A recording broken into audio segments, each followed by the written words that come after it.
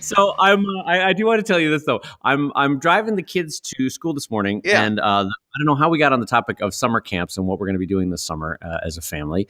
And here are the summer camps in my family because I am extremely jealous. These are all summer camps that I want to do, and I don't know how to handle this. So one of them is Lego robotics. Have you ever heard about this?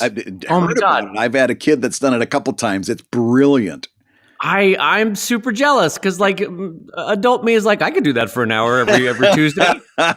Yeah. Sign me up. I could build a Lego robot. Come Max, on. My youngest one, Max, is super into Lego robotics. He did that summer camp last year and was absolutely delighted by it. Yeah, it's I don't know what OS that Lego uses, but I'm excited to see what she's able to code up with it. It looks cool.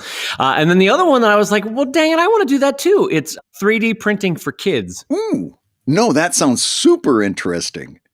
You know that the price of a 3D printer is dropping when they're doing it for summer camps for kids, you know? Absolutely. Well, yeah. My older son, Alex, came home. He says in high school, there's a kid that 3D printed his own action figure with points of articulation and everything.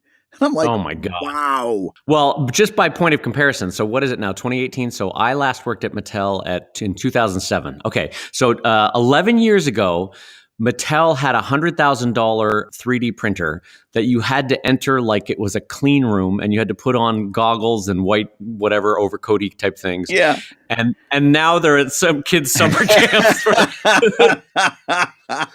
So in 11 years, there's a serious price droppage in that 3D printer technology. You are not alone in being jealous of your kids' summer camps. Last year, Max went to NASA Space Camp in Alabama for a week. And it's like, oh my God, that looks like so much fun. Actually, for me, it was a little bit of good and bad because we drove him down, or I drove him down. So the good part was that it was just me and my youngest son, and we had like a 14-hour road trip with just us. And it was absolutely wonderful. I mean, just one-on-one father-son time. I dropped him off at NASA Space Camp, and then this was in Huntsville, Alabama. My wife had found an affordable hotel that I holed up for a week and just set up a little working space and did nothing but work on comics for a week with zero distractions. I mean, it was just me in the hotel room living my hermit life, ultimate fantasy. And then at the end of the week, I went and picked him up and heard all these wonderful stories and all these friends that he made. And he chirped all the way back for the 14-hour ride back. And it sounds like we're going to do it again this year. So if it works out the same, I'm really looking forward to it. So I have a million questions about this because I'm fascinated. One is, you and I are cut from the same cloth because the idea of dropping me into a hotel room where I could work solidly for a week with no interruptions, it sounds like bliss. Oh. That sounds like absolute bliss to me. Like people say, hey, why don't you take vacations? It's because I literally go nuts after 2 or 3 days if I don't get to work. And so to me, I love what I do. So my vacations are like, leave me alone so that I can cartoon. Yeah. That's a vacation to me. Like no emails, no phone calls, no bills, no people that need to be dropped off anywhere. Just let me cartoon solidly for a week. That's amazing. So A, I'm jealous of you as a friend. B, I'm jealous of that space camp because that sounds amazing.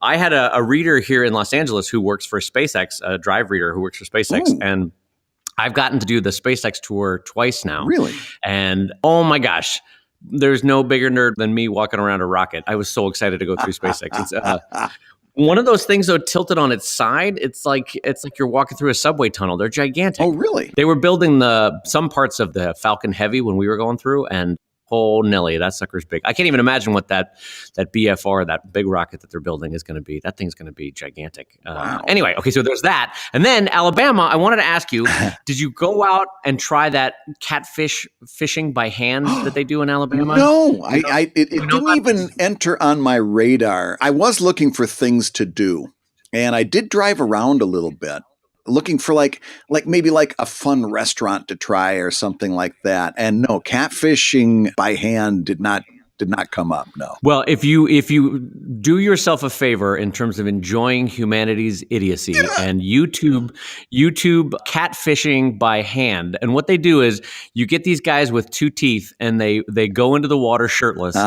And they wiggle their hand around as though it's a worm or a creature that a catfish would want to eat. Right. And then you get these 150 pound catfish that chomp down on their arm. Oh. So they swallow the guy's entire arm. And then these idiots grab it by the gizzard from the inside. And these shirtless 2-teeth wonders lift the fish up out of the water and go, Paul, look what I got, 150 pound catfish. Oh, hell, we gonna eat well tonight. Them's good eating. It is the most Americana thing that you've ever seen. You're like, you can just hear someone in the background going, ding, ding, ding, ding, ding, ding, ding. And you're like, what is this? Who figured this out that I'll just let a fish swallow my arm, I'll grab it by the gizzard. It is very American. It's like bait. I don't need no bait as long as I got this thumb. And if he keeps doing that, if there's snapping turtles in that water, he's not going to have that for long either. So the term for this type of fishing is noodling. Noodling, which I think is hilarious. Oh, God. Noodling sounds like a completely different activity. Well, it is Alabama, Brad. I just love the idea. Eustace, Buford, come on, we're going to go noodling. Get your shirts off. Let's get in the water and get a fish. Come on, we're going to go noodling. We're going noodling. No, Eustace, keep your pants on. Don't use that part. Use your arm. You might need that later. There has been snapping turtles in this particular neck of the woods. If there's a snapping turtle on your winker there, Eustace. You don't want that. Oh, boy. Oh.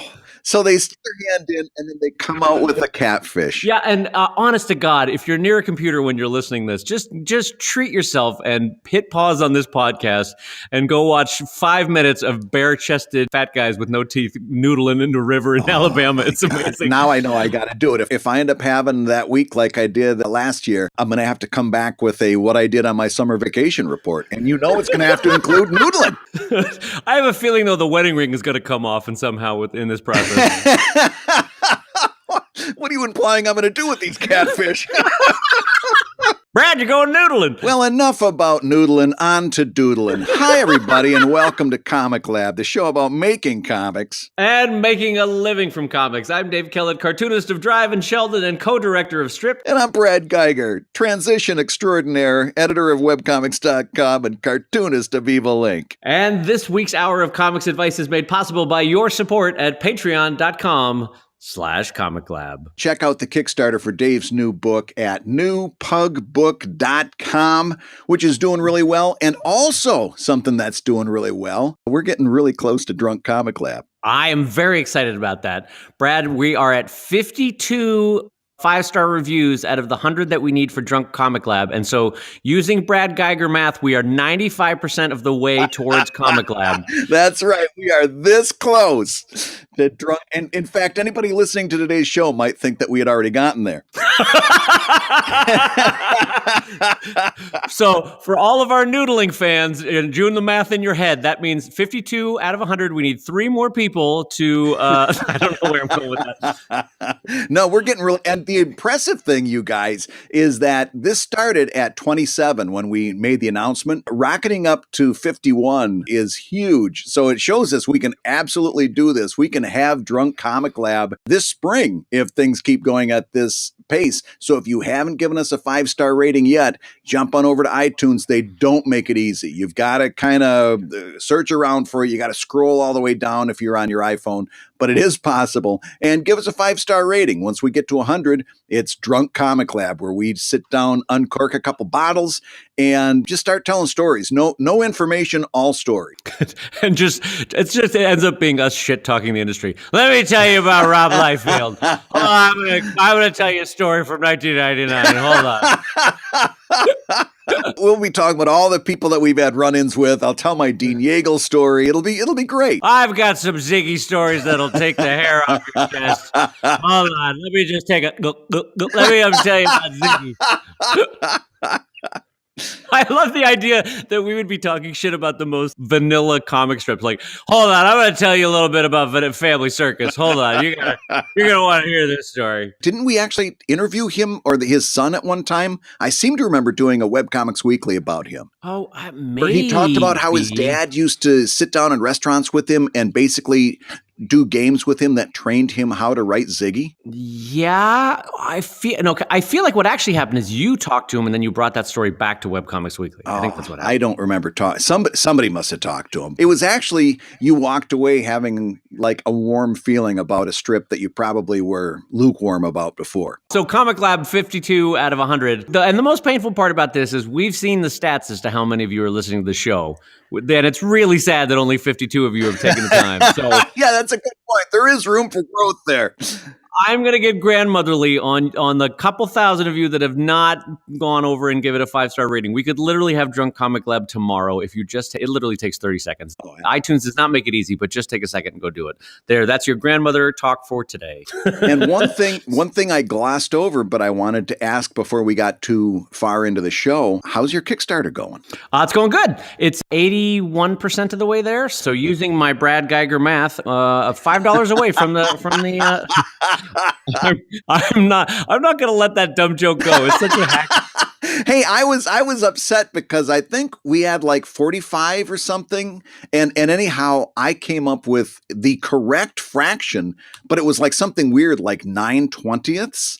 And I'm like, oh, that math actually works. And I tweeted that out to you, and I got, nobody even realized that I had the right math. I think they all assumed I was still wrong. We kind of approached it with the idea that even a broken clock can be right twice a day. So, hey, look, Brad plucked a number out of his hat and it worked. So no, I applaud you for 9/20ths. That is a fraction you don't often see. So that's good that you made that work. Yeah. So to answer your question though, with seriousness, and thank you for asking. The Kickstarter is at that psychological stage in the middle, and everybody has it in their Kickstarter phase where you go, boo, why is this taking so long? I just want to do it. I want it to be done.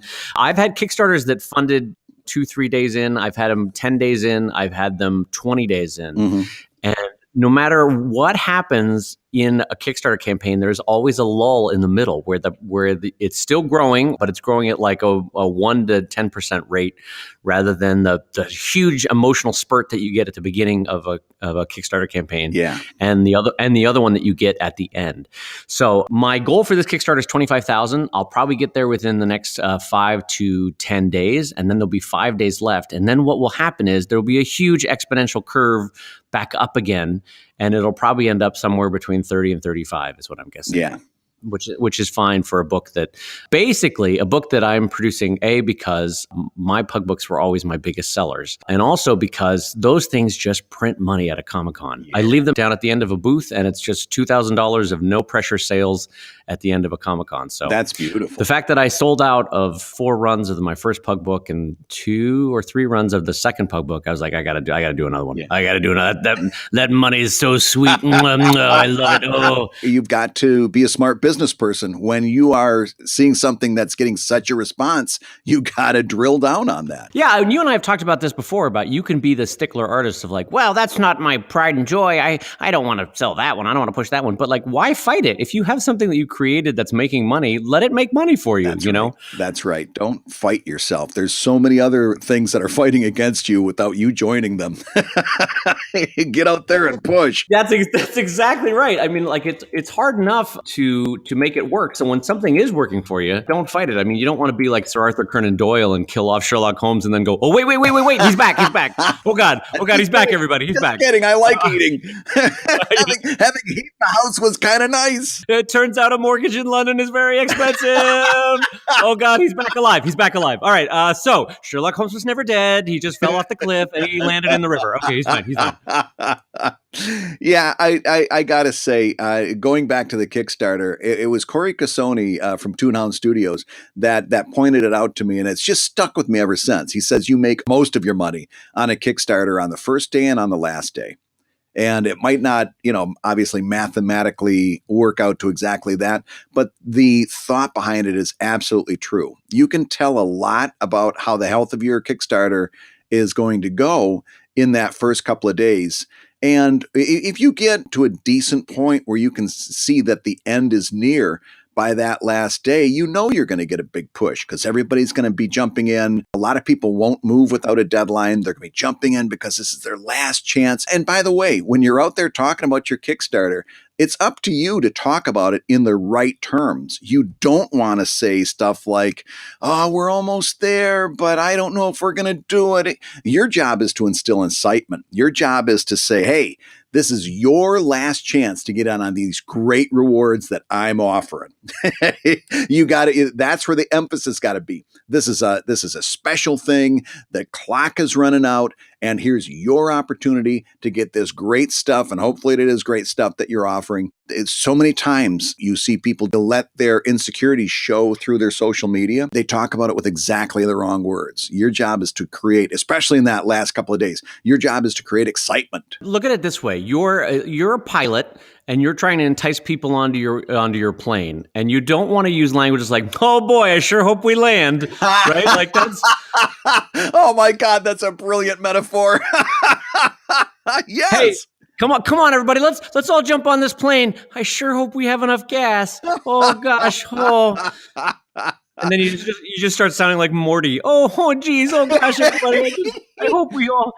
So yeah, no, you are basically trying to be a conductor of a crowd, and you want to let that crowd know that you're gonna make it. It's gonna be awesome. Everything's fine. You're in good hands. Are you going to be anxious during that process? Absolutely. Are they in good hands? They're going to be in the best hands that you can do. But you want to reassure everyone that you're going to be doing your best, because nobody wants to come to a party where the person throwing the party is not sure if it's going to be great. Like you want to go to the party where everybody's confident they're going to have a fun time. You want to pitch and modify your pitch to match that tone. How many Kickstarters have you done, Dave? Five. Four. How many Kickstarters? How many Kickstarters didn't have you worried at some point during those 30 days? Oh my! Every single one of them. And That's exactly right. Between my 5 Kickstarters, I think I'm approaching. I think $500,000, right? Between the 5 Kickstarters. And at every single one of those, I was biting my nails. Every single one. Yep. And nervous and anxious. And yet, if you look at my public social media and throughout those things, it's like, going great. Everything's fine. Nope. Look at that bright blue sky. And we're heading towards the sunny days. This is the best month out of the year as far as you're concerned. And in the meantime, cut to Dave at his house eating his feelings with a pint. With a pint of mint cookie Ben & Jerry's. That's right. Are you a mint cookie guy? I am right now, Brad. I'm a lactate vanilla with a little caramel syrup guy. Lactate. Oh my God. Oh. Nothing says boring old man like the phrase lactate. Oh and God. Lactate vanilla yet. Oh, geez. Oh Lord. Oh man. That's like, hey, Dad, you want some of my Snickers? Well, let me just have some of this Metamucil first. Hold on. Hey, Dad. Hey, Metamucil. Hey, Pop, I'm home from school. You want to throw the old pigskin around with me? Sure, just let me get some of this Gold Bond medicated foot powder on my feet first.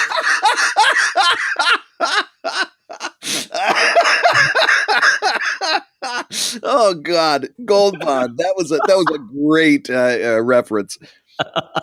Oh. Okay, well, listen, you. Oh, we're about 20 minutes in, and we got to start talking about something here. So I'm gonna number one on my list that I'm dying to know, because we purposefully haven't talked about this a whole lot in the week in between, because I wanted it to be fresh for the show. Emerald City Comicon. Last week, we talked a lot about should you go, should you not go, and what criteria should you use. What I want to know was this a good show? This is a complicated answer. So here is the deal. Was it a good show emotionally? Was it a good show on paper? Yes, it was great. I tell you what, you and I spoke about this briefly before. So I tabled with Jake Parker of MrJakeParker.com, and who we have had on the show.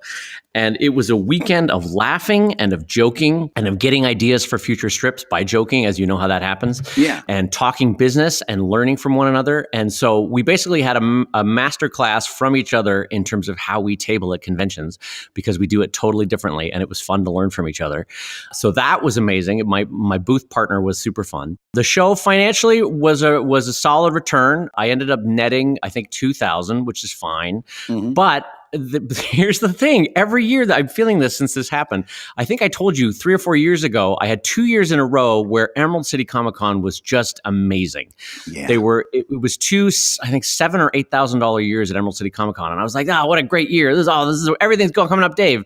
And then I've since dropped down significantly on the show. And so on paper, it's still fine. I'm still making a profit, and the per diem is like, all right, that was worth going, I guess. But I'm chasing the dragon of what it once was, I guess, is another way of saying it.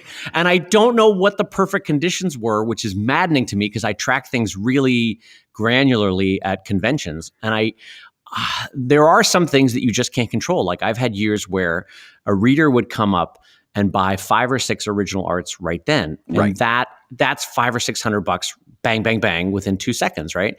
Well, I can't control if that person doesn't come to the show next year or doesn't, isn't having as good a year financially and doesn't buy strips from me. Did I ever tell you the famous Frenchman story? Frenchman, that sounds weird. Frenchman story about San Diego Comic-Con from 10 years ago? I remember them being Germans, but go ahead and tell the story. I think I'm remembering the story, but I'm remembering it differently. Well, this is just in terms of how certain things you can't control about a Comic-Con. So, okay, let's make them Germans. I thought they were French, but Germans are funnier. If this is a funny story, it's going to be funnier with Germans in it. Yeah, sure. I'll make them effete Germans too, which will be fun. Yeah. Okay, so they come up to the booth, and there's like 5 or 6 of them. They're like, "Yeah, we haven't seen your art before. What are you in? What are you doing?"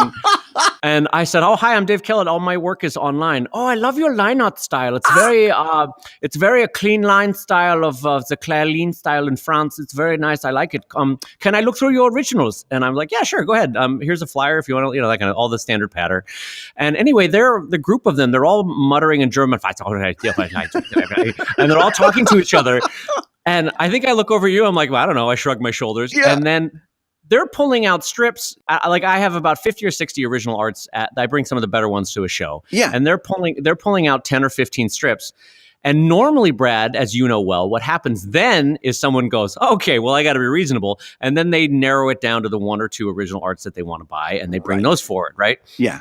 Well, Hans gets out his 10 to 15 original arts and then hands them all to me and goes, yeah, if you'd like to ring me up. And I was like, oh wait, you want to buy... God. You want to buy $1,500 of original art right now? Yeah, this is wonderful. I love your style. I can't believe I've never seen it before. I'd love to put this in my house. And this is great. I love it. And so I was like, okay, that'll be $1,500, please.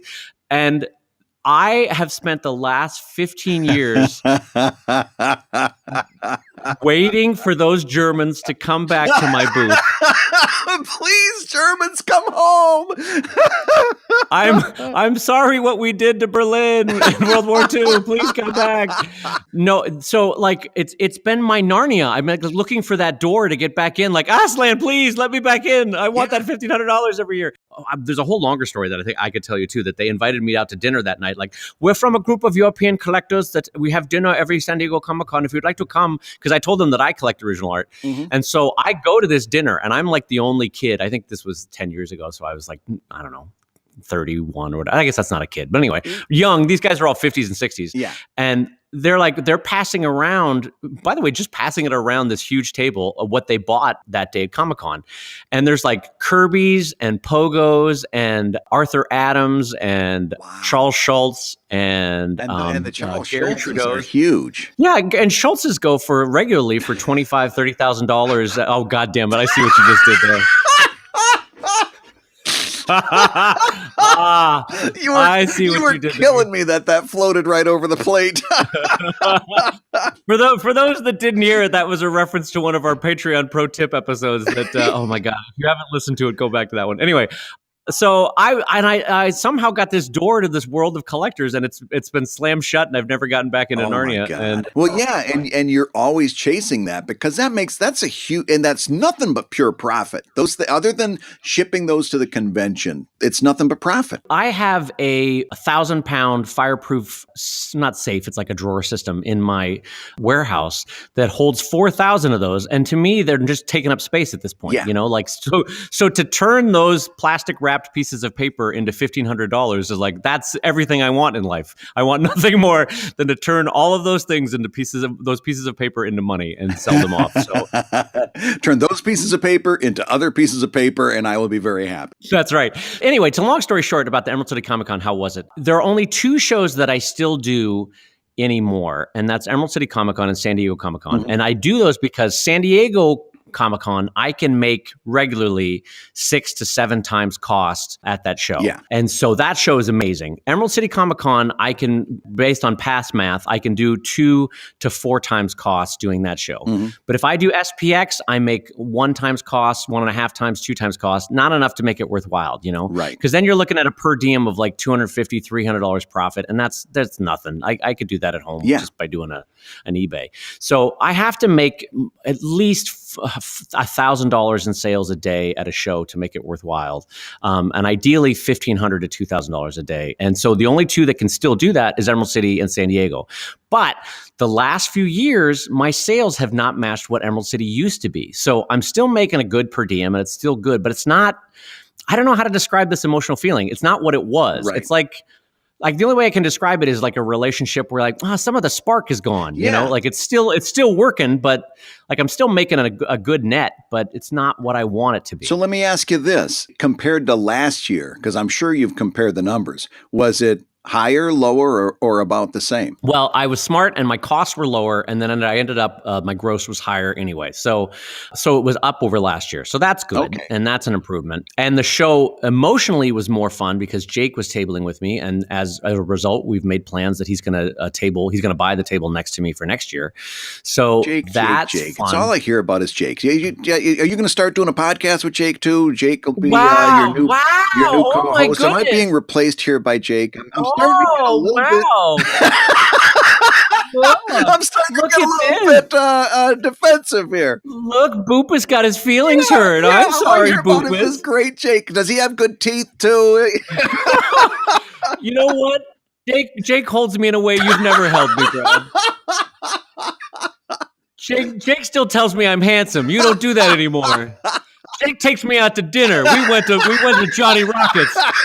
I gotta still tell you you're handsome every damn show. All right, you're handsome. Jake makes me feel special in a way you don't do anymore, Brad. But this raises a good point, and I actually want to talk about this because I think one of the reasons why I have lasted as long doing certain conventions is that, and I don't want to sound wishy-washy, but I would say this to you even off the air, and you know this, is that I genuinely loved our time conventioning together for a decade or more. And if people that listen to this podcast and listen to us laugh together, this is what we do, or we used to do before Brad left me, for 5 days in a row at San Diego Comic-Con.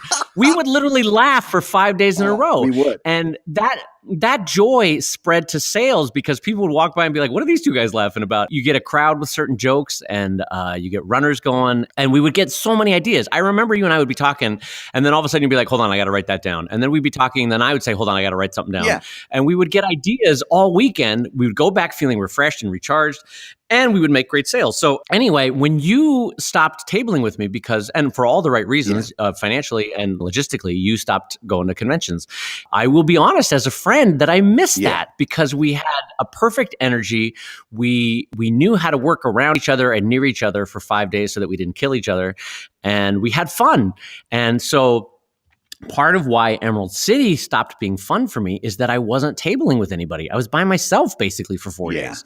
So no matter who you are, there are stretches of a Comic-Con where you're looking around going, well, don't I feel like the ugly kid that's not being asked to dance at the school dance, you know? Yo, absolutely. No, and by the way, no matter who you are, I've walked by and Kirkman's sitting there going, twiddling his thumbs or this or that. Yeah. You know, like you can be the biggest person ever and everybody has a lull from time to time. And so when you have a friend there or you're tabling with somebody or boothing with somebody, there's jokes, there's conversations, there's shop talk. And so that's, Jake and I had that this weekend. I probably drove him nuts, but I thought he was delightful. And we laughed and talked, and I learned a lot tabling from him that I actually want to share in future shows because it was great. Yeah, well, that's good. So the big question next year, you're leaning towards a yes. Yeah, I'm leaning towards a yes. And part of it is because Jake taught me and I think I taught him some very different ways of tabling. And I want to incorporate this San Diego Comic-Con, some of the things that he taught me. And I think he is going to incorporate some of the things that I taught him, which is fun. I mean, that's what art should be. You should be paying it forward to different artists and sharing what you know. And inevitably somebody will share something with you. But anyway, so Jake has a very different strategy towards commissions than I do. Mm-hmm. As you know well from tabling with me for 10 years, people would come up to me all the time and be like, hey, do you do commissions? And I say no. Because I always thought it's not going to be a great drawing in these conditions. I'm going to be drawing it on my lap or at a hotel room, that kind of thing. Exactly the same way. And my hand is crampy because I've been signing and sketching all day, and I'm already tired, and I'm grumpy about being asked to draw something. So no, I'm going to pass. I'm not going to do commissions, right? And sometimes you've seen it. Like people will come up to you and be like, "Here's a very large sum of money. Do you do a commission?" And they're like, "Nah, no, thanks." But something that Jake taught me is that people get that it's not the ideal conditions to draw in, but what you do is you make them pay for the pain of having to do the commission, which was frankly something that was kind of like imposter syndrome for me. Like I was saying, oh, the commission that I would do here is not worth. Like if I did $100 commission at this con, it's not worth $100 drawing I would do at home. Doesn't matter. They're asking you to do something, and you're basically going to charge them for the pain and the hassle of having to do it. So people would walk up to Jake and be like, how much for this? And he would throw out a number that I would be like, oh, geez Louise. And they wouldn't even blink. They'd go, okay, great. That sounds good. Here's the deposit. Text me when you're ready to pick it up. And I looked at that and I said, oh, on some level, it's just the ballsiness and the confidence to go, no, this is what my time is worth in this situation. Yeah. If you're willing to pay that, then I'm willing to do it. And if not, I totally get it. But I didn't want to do a commission anyway, so no big deal. So someone came up and asked me to do a Batman drawing. I guess there was a famous image of... It was the cover to Death in the Family, where Batman is cradling the dead Robin. Yes. And I, not being a Batman reader, was not familiar with it. And I said, I don't know. I don't really want to draw that. And they're like, well, what if it's your Bat pug and he's cradling your cat? I said, oh, okay, that could be fun. And so I threw out a price. The person was like, yeah, okay, great, and didn't blink. And I was like, oh, it's that easy. All right, well, I guess I'll draw this then. So and it turned out to be a fun drawing. And now I've learned at San Diego Comic-Con that during those lulls, because I've watched Jake do it now, you take the commission and then you continue to sell. But anytime there is a serious lull, and you know when they're happening at a Comic-Con because everybody's up at a panel or something, right? Or back at your hotel room when you're relaxing after dinner, you crank it out, and it can add up to an additional $1,000 to $5,000 at a Comic-Con. So that is a great thing to do. Yeah. And the other thing you got to keep in mind is that what they're paying for is the performative aspect of it. They're paying to watch you put pencil to paper. They want to see, even if they don't hover over you the entire time, they want to see parts of the process. Because that's, if you've ever whipped out a sketchbook in public, you know that this thing that we do to a lot of people is very similar to magic. They look at that and they're like, I can't even understand. I can't, they always say the same thing. I can't draw a straight line, blah, blah, blah. This thing that we do is very special to people who haven't developed that skill. We're sticking our hand underwater and coming up with a 150-pound catfish on our arm. That's right. And people are going, dang, where'd you get that big fish? You must be a good noodler. No, but you're right. And in part, what they're doing is they're paying to be part of the creative process. Yes, they're like saying, I want to take all your skills, your 10,000 hours, and apply it to my idea. Right. What would happen if I was able to draw like you? Here's what I would do. Yes, that's exactly what they're paying for. Yeah. They're paying saying, I want to use your skill set, but with my idea. Right. And so once Jake showed me that you have to pay for the pain of doing it, Yeah. and that they're actually excited to be part of the process, and that you can do it during lulls. I was like, it literally was a light bulb that went off that said, I have left on average $2,000 on the table at every Comic-Con I've ever done because I didn't do commissions. Right. And I immediately felt a huge mortgage bill coming in the mail towards my house. Well, that's and not what I only felt. that, but let's cover this ground real quick. That I'm going to assume that did not change your long-standing tradition of doing a free sketch inside of a book. No, and that's something that I have to keep doing a dance, because this is something that you have seen works for me anyway. Yeah. Is that I'm a very fast sketcher, or in terms of at least a good enough sketch. And so everybody that buys a book from me at Comic-Con gets a very quick sketch in it with thanks, because for me that builds a really strong rapport. Hey, I met the artist, and look, he gave me a sketch. Oh, wow, pass it around a room when you get home, that kind of thing. Exactly. So it builds a friendship and a relationship for years when you do that. So I like that. But to me, my commissions now, at least as I've seen Jake do them, they're going to be more special than I would normally do. Mm-hmm. And by more special, I mean by a factor of like an hour more special. And so everyone listening can tell the difference between a 1 minute sketch and a 1 hour planned out commission, or 1.5 hour planned out commission. So That's the basic idea. And anyway, another thing to just to put a cap on this, commissions also fill what are a lot of dead time at conventions. So if I'm away from my family at a hotel room after dinner, I've had some beers or whatever, and now I'm just sitting in my hotel room in my socks watching Storage Wars, that's a huge waste of time, in terms of like I'm not with my family and I'm not working, so I'm just sitting there watching Storage Wars with my thumb up my nose. So why not be making money in that dead time with commissions? And so I'm so grateful to Jake and to you and to others that have told me over the years to do commissions. So that's that. So anyway, this also prompted a conversation that Jake and I had at the end of at the convention, which is we were made aware of other artists that can get to $15,000, $25,000 at the end of a comic convention. Woof. People that you and I know. Yeah. And our conversation for I think it was the last dinner, was how do we get to 15 and how do we get to 25,000 at a comics convention? What do we have to do? Yeah. And Tell me. It's well, we're still talking about it. It's part of it is it's kind of that old adage of when you shoot for the stars, at least you hit the moon. Mm-hmm. If you're planning on, well, I'm going to have a $3,000 convention, then you're going to have a $3,000 convention. Right. But if you push yourself, if your average is 3,000, you're like, how do I get to 6,000? How do I double it? Then you'll get to 4,500 or you'll get to 4,000, right? Mm-hmm. And if your average convention is 5,000 and you push yourself to 8 or 10, you're going to grow. I guarantee it. Part of it is just, I realized that I had reached a stasis point at my conventions where I was like, hey, San Diego Comic-Con, I can get to 10 at San Diego. Great. I'm doing great. Wow. I'm so proud of myself. When the answer should be, how do I get to 25? How do I get to 15? Right. You should never accept that your current level is the most you can get to. You should constantly be trying to go higher. And so I'm really thankful to Jake for that way of looking at it, because when you work backwards, you say, okay, to get to 15 at a comics convention, I have to sell X number of original arts. I have to sell X number of my books that cost 50. I have to sell X number of my books that cost 30. I have to sell X number of pens. And part of you see is, okay, I might have to hire booth help. I might have to have a bigger or better booth. And then you start to plan out what your costs would need to be. And then you start making realistic choices. All right, am I actually going to hire somebody? Am I actually going to get a bigger booth? Am I going to have that much new product for the show? But at least gives you the mind frame of like, how do I grow it if I want to grow it? Mm-hmm. And it was a good wake up call for me, because I had grown and I had kind of settled into a stasis of, I can make this much money at a Comic-Con, No, but you do start to settle, because you don't it's a human nature. You don't always want to be fighting uphill. You're like, look, I achieved this one thing. That's fine. Good enough for me. I'm going to stay here. Right. But the truth is, sometimes it's like a shark. Sometimes if you sit still, you're actually kind of slowly dying and you don't realize it, Right. So what are your plans that you're thinking about for next year in terms of applying this for yourself? Well, for San Diego Comic-Con, just doing the basic math of these commissions, I know I can add over 5 days, 2,000 to 3,000 to my show just by doing commissions. That's a huge jump right there. Yeah, that alone is a huge jump.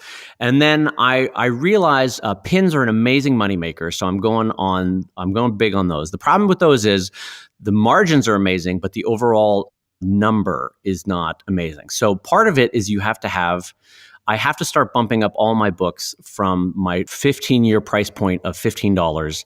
Most of my books going forward now will start at 30, and I'm going to make them bigger in color and more. They're commensurately going to be better books, Right. But when you buy one at a convention, it's one sale will equal 2 sales of my previous books. Yeah. So that's not being grabby.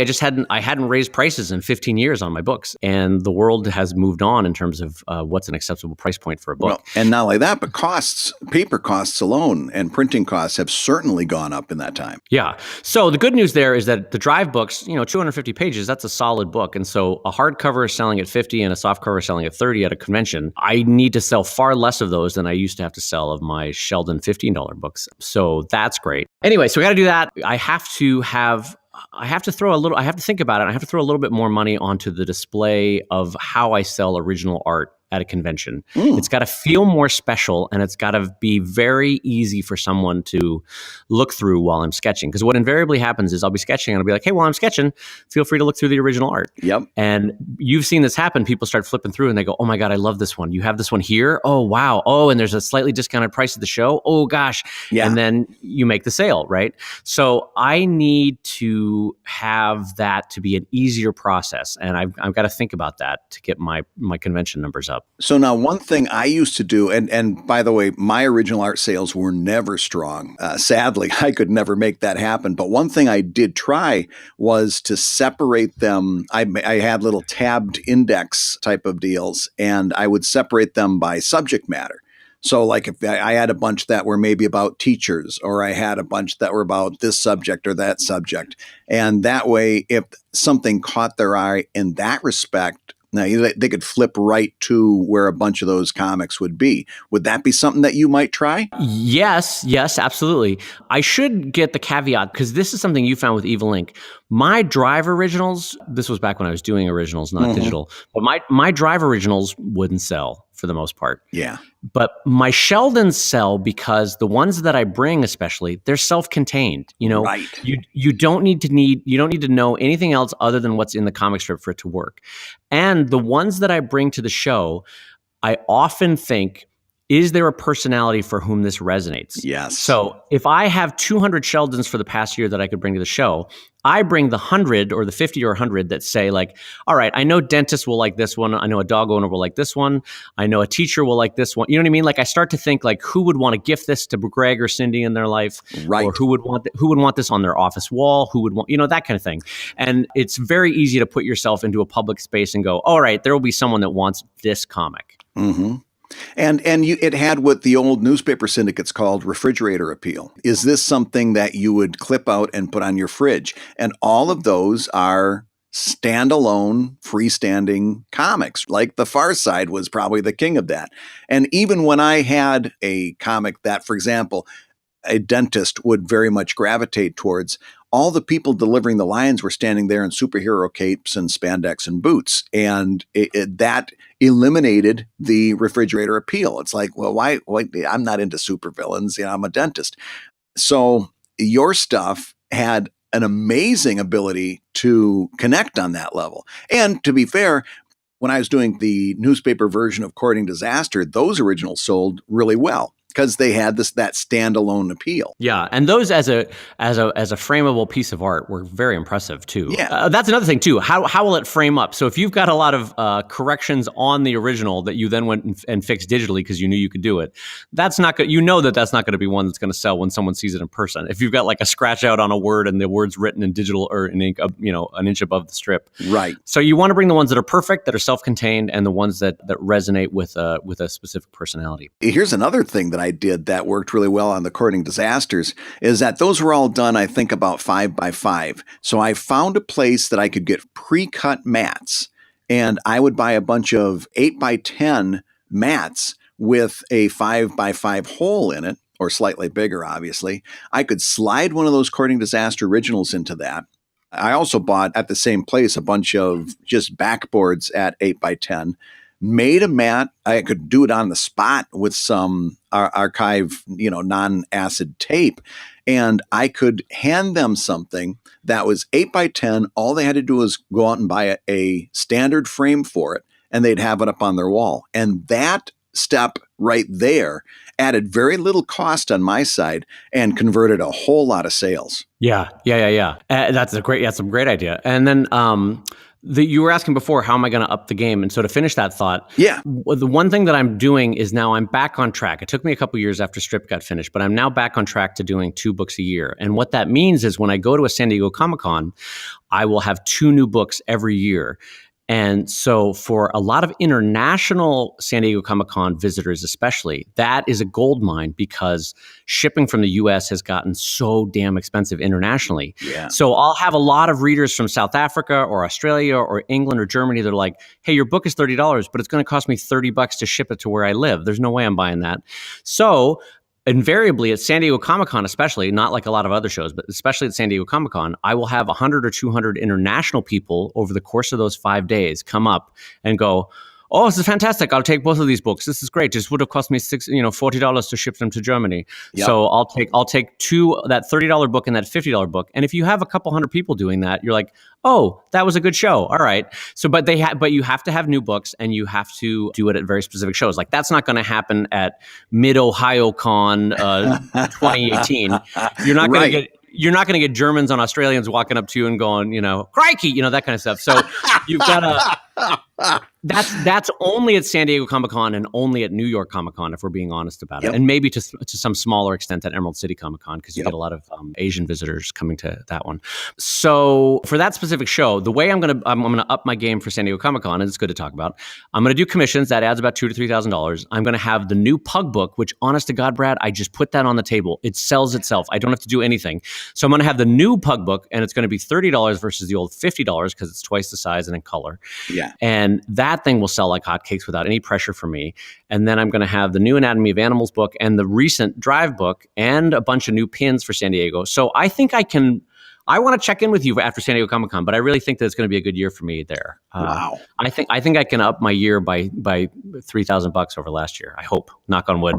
We'll see. And do you continue, like I know at San Diego you had help with you at that show. Is that something that you're going to continue to do? I do. Well, my assistant Beth is in Los Angeles here with me, so she comes down, and the way we did it last year was she'll work Wednesday through Friday because she would have worked those days anyway, and then she just enjoys the show Saturday and Sunday. Yeah. And I think out of the kindness of her own heart comes by and says, hey, can I get you a sandwich, that kind of thing. So right. And then my dear friend Fred Schroeder, who I made Stripped with, is a delight to laugh and talk with all weekend. He hangs out in the booth with me. And so then that fills the friendship quota that I talked about earlier. Which, no joke, I'm not kidding. It's important. Like there was one year that I did San Diego Comic-Con all by myself. And it's boring and tiring, and your energy levels sap, and you start to feel blue about yourself. But if you've got someone to laugh with, the weekend flies by. It's like a big sleepover, basically.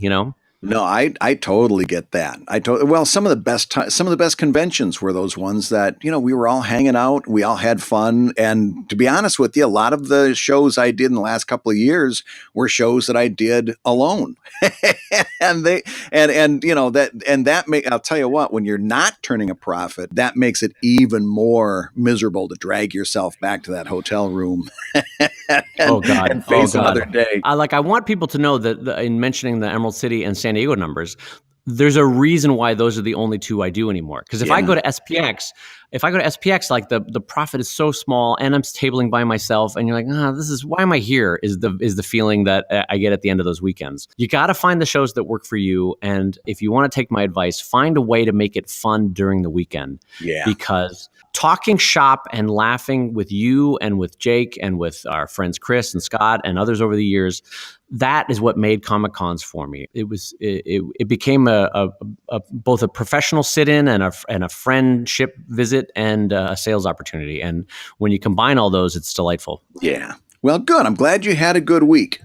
So listen, we've got a couple of questions from our $5 level Patreon backers, and we've got a little bit of time here at the end of the show. Would you like to tackle at least one of those? Not only would I like to tackle it, I would like to noodle it. I want to grab it by the gizzard. Grab it by the little fish gizzard on the inside there, man.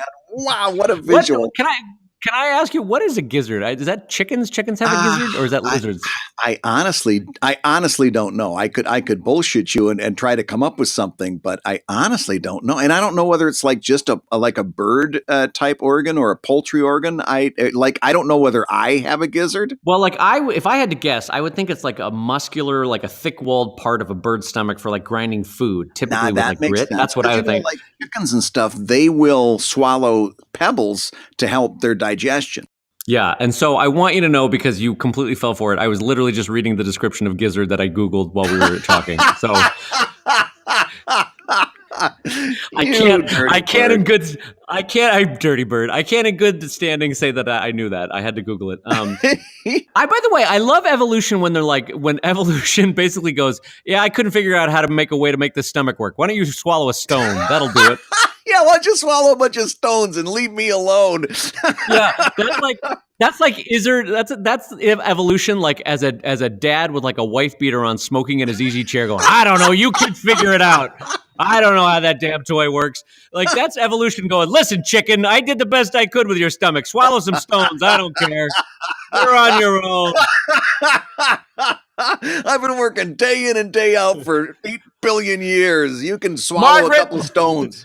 Margaret, will you tell these damn kids to swallow some stones? I'm not dealing with this.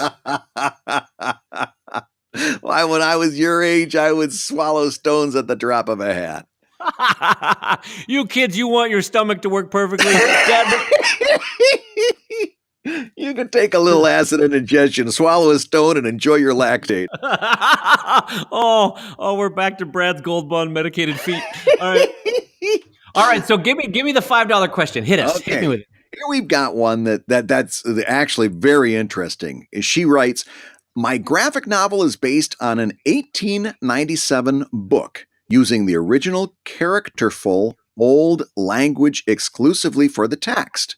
I'm not adding or changing a single word in the story, but will need a glossary in my intro. Although I wondered also about using footnotes. What do you think about this approach? Well, so I have a lot of thoughts about this. First of all, we should just briefly talk about the concept of public domain, right? Because that goes into this concept. So the tacit agreement about copyright is that you claim copyright on anything that you've created, and you get to control it for a certain amount of time. Originally, the idea was that, after you had gotten your value out of it as an artist, then the public, the society to which you are living, then has the right to manipulate it, play with it, change it. And the idea there is that people can build on ideas and stand on the shoulder of giants and get even higher. So that's the basic idea of why copyrights have expiration dates. And in this case, I think it's 1923, something like that. Art goes into the public domain right now. So anything before 1922, I'm fairly certain, I should have looked this up, is now in the public domain. And then after 1923, the laws got changed for a couple decades there. And so some are on 95-year terms, some are on the life of the artist terms plus a certain amount of time. And then you had the Sonny Bono Mickey Mouse Protection Act in the 90s, and that changed it even more. Mm-hmm. So copyright has gotten more and more restrictive in terms of its expiration date. But here's the beautiful part. So this woman, Brad, what year did she say? 1897? 1897. Her book is absolutely in the public domain. That means she can manipulate that piece of work as any way she would like to incorporate bits or pieces or the whole thing and change it around. And that is what she's doing. So now that I've talked about that, Brad, what do you think about this idea? Pretty fun, right? Oh, I listen, I think it's great. Although I will say this, she's vacillating between glossary and footnote. I think the answer there is definitively footnote. Because here's the deal. You got to think about user experience. No one's going to sit there, read the glossary word after word like you read your vocabulary list in the 5th grade, memorize the definitions, and then use them in reading a chapter that comes up, maybe 12 days later if you've got reading habits like mine. That's a user experience that nobody is going to appreciate. So your instinct to go with the footnote is absolutely right. If I can dart my eyes down to the bottom of the page to figure out what those words are that might be out of the ordinary, that I'm going to use. So glossary, no. Footnote, absolutely yes. Idea in general, beautiful. And in fact, I think we're going to probably see a lot more of that as people get more savvy. There's you can find online a whole database of public domain characters, public domain books, source work. As a matter of fact, if you're one of these people that falls into, I'm a very good comics designer, but your writing isn't hitting the mark, one of the solutions for you might be to find some of this public domain stuff and either use that verbatim or use it as a jumping off point for your next project. And there's no shame in that. We get into this mindset, don't we, Dave? So often that it's got to come from my mind. It's got to be completely original. It's got to be me. It's okay. In fact, there's a real value to doing what this particular Patreon backer is talking about doing. It is no less a creative work than anything else that's out there. Yeah, well, especially when it's in the public domain. We just got to clarify that. Like, don't steal from Disney and be like, hey, this is fine, right? Everybody, right. We're fine with this. I'm taking Frozen and I'm calling it Frozenette. We're fine with that, right? So anyway, so everybody, if you look at it in a certain way, it's in some respects kind of like how, Brad, you're familiar with improv comedy. It's kind of like the concept of a prompt. Like you're taking this 1897 work as a prompt and you're seeing what ideas it generates for you in contemporary time and with your contemporary opinions and moods and attitudes. And so, I've seen people do whole cloth adaptations. Like Evan Dom did a beautiful adaptation of Moby Dick, where he basically took the original text, its exact Moby Dick, but he illustrated it with his style. So you can do that sort of thing because that's in the public domain. Or you can take snippets of this work and use it as a prompt and go from there. But I agree with Brad before we move on that the idea that footnotes for me are much better than a glossary because I hate having to flip back. It's a personal thing. Our friend David Malky has been doing Wondermark for the better part of a decade or two now. And he is using public domain works from some of the older magazines like Punch and the equivalent back then. Mm-hmm. And what I've wanted to do, and I've never found a way to do it, but I think it would be such fun. I would love to see somebody do it. So there are comic strips that are now in the public domain from pre-1922. And what I want to do is set up a rule system where like I have to do them in order. So like if there was a February 6th Katzenjammer Kids, then I have to do that one. Then I have to do the February 7th. Then I have to do the February 8th. Yeah. And I have to check. I don't actually know if Katzenjammer Kids are in the public domain, but you get the idea. Yeah. And what I would do is make up entirely new characters for them and basically just redo the voice bubbles. The art all stays the same, but I'm basically forcing myself, a la Ryan North with Dinosaur Comics, to write entirely new comics using preset visuals. In this case, Katzenjammer Kids. Like I would, the rule that I want to set for myself is you can't change any visuals, can't change the size of voice bubbles, but entirely new characters and an entirely new storylines going forward. Wow, that would be fascinating. Wouldn't that be fun? I think it would be a fun challenge. I don't know if I would fall on my face in a crash and burn situation, but I think it might be fun to try.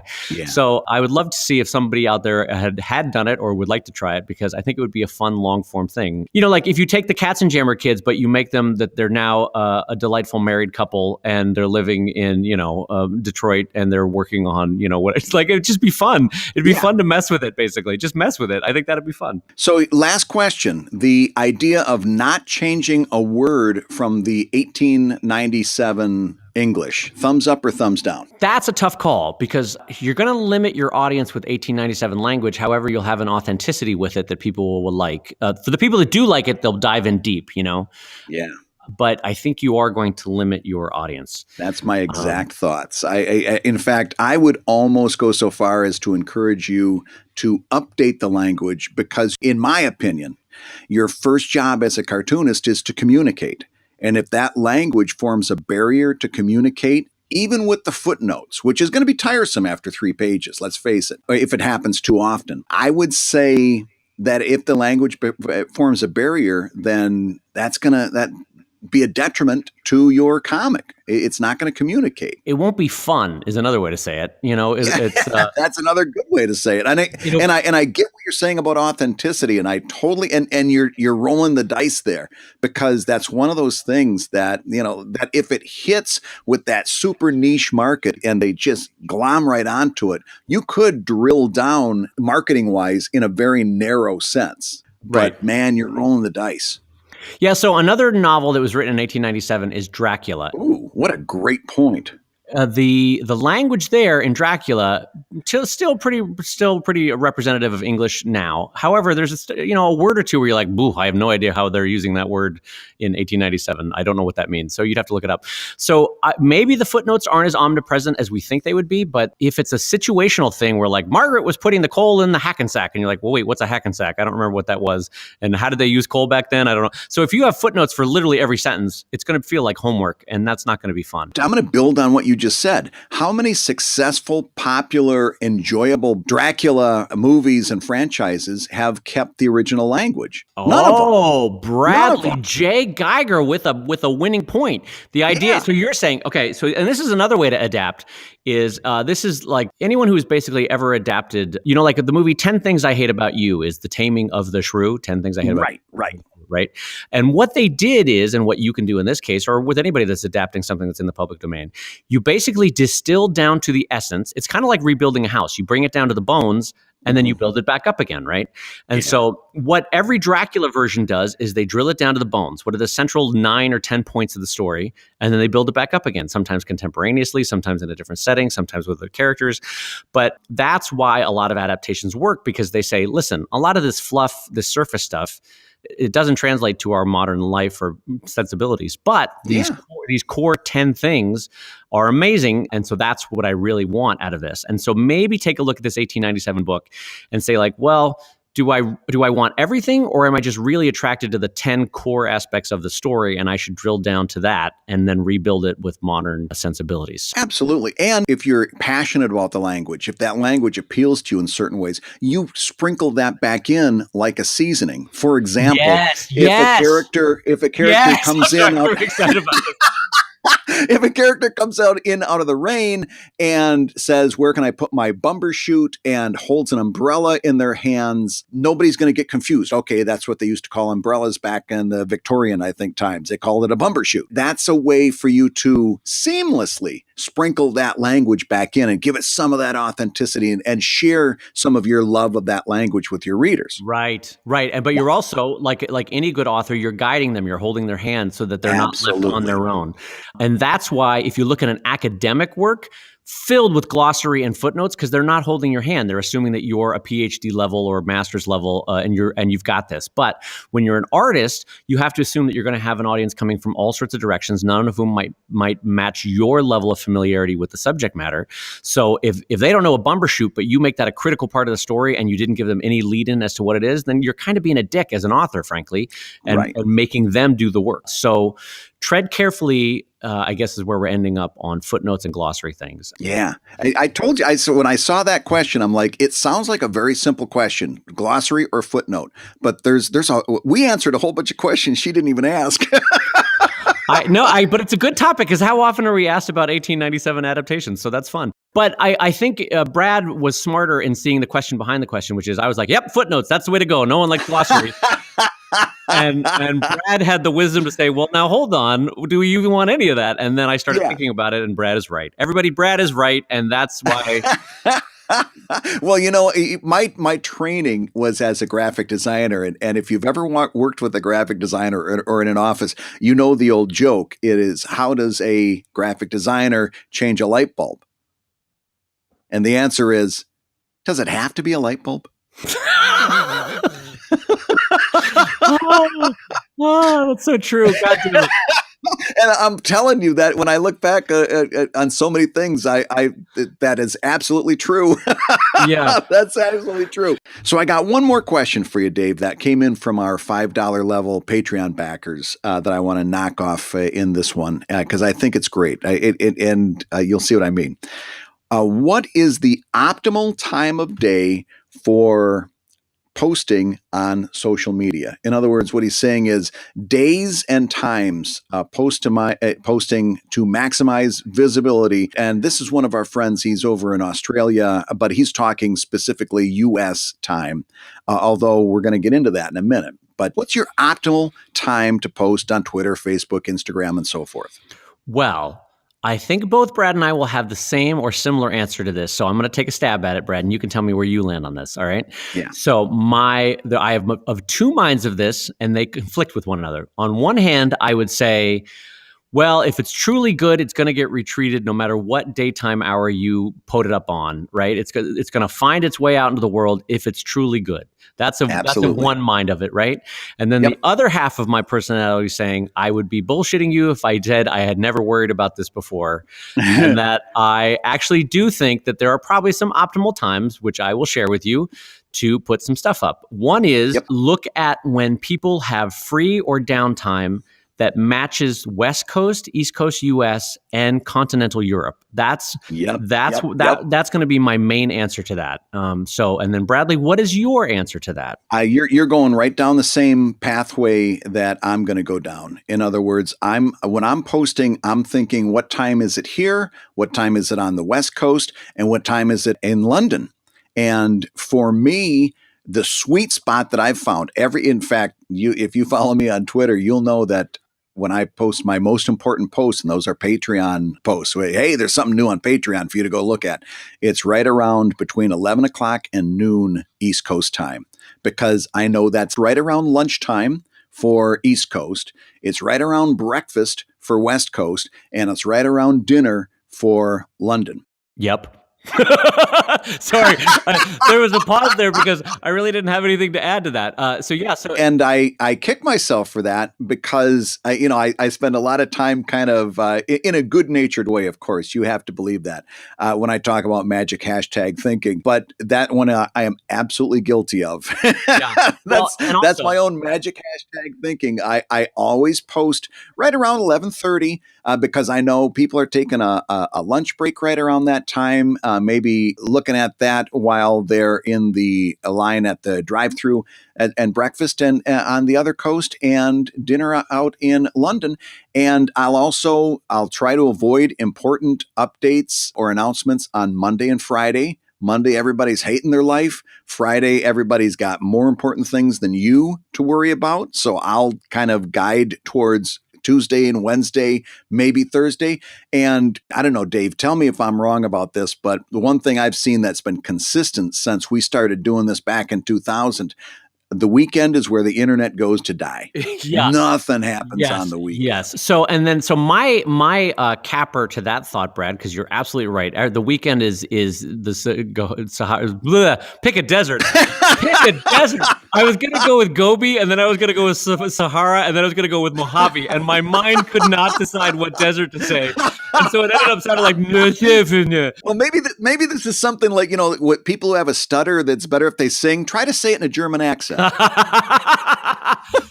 I do think I do notice that I was a better public speaker when I knew slightly fewer words. Does that make sense? Like my brain has sometimes too many options. And so I go with do I go with Mojave Desert, Gobi Desert, Sahara Desert? Like which one do I go with? But when I was at 13, I knew about the Mojave Desert. So I would have just said Mojave, and that would have been that. So I would have been I guess what I'm saying is I would have been a more confident speaker in 8th grade. So good job, past me. Anyway, so yes, no, Brad is 100% right. The internet goes to die on the weekend because everybody's spending their well-earned time with their families and friends and hanging out and relaxing and sleeping. So that's the worst. And then I would also say that to echo Brad's point about magic hashtags, for most of your tweets and posts and social media sharings, the time is not going to be critical, but my huge caveat is if you're going to be eBaying something or if you're going to be ending a Kickstarter, take a special note about what time a Kickstarter begins and ends and what time an eBay offering ends. Because those are some of the few critical times that if you're ending an eBay or a Patreon or a Kickstarter at 2 a.m. on a Sunday, you are the dumbest person alive. Like, don't do that. Like, make sure you're ending. And also, make sure that if you're posting for West Coast, East Coast, and continental Europe, like I said, don't do it during the drive time on the East Coast. That's also bedtime in Europe. That's not wisdom. You want to do it during when someone's bored at work. So that's around 10:30 a.m. Western time, which works out to be about 1:30 a.m. or p.m. Eastern time, which works out to be, I believe that's 8:30 p.m. continental Europe, and that kind of thing. Yeah. But don't do it at 5:30 on New York time because then you're at 10:30 Europe. So don't end a Kickstarter when people are going to be distracted. Is the short. Yeah. So I guess we did end up having a good answer for this person on when to post things. So that's good. You've been listening to Comic Lab, this show about making comics and making a living from comics. Your hosts have been the 4-time Alabama noodling champion, Brad Weidner, the editor of webcomics.com, and the cartoonist of Evil Inc. at evil-comic.com. And fresh on his tour of Germany, Dave Kellett, co-director of Stripped and cartoonist of Sheldon at sheldoncomics.com and Drive at drivecomic.com. And the Comic Lab theme song is used with permission from Andy Creighton at theworldrecord.net. Oh, you do that so well. Comic Lab is made possible by your support on patreon.com/comiclab. So we'll go ahead and say that twice. Patreon.com/comiclab.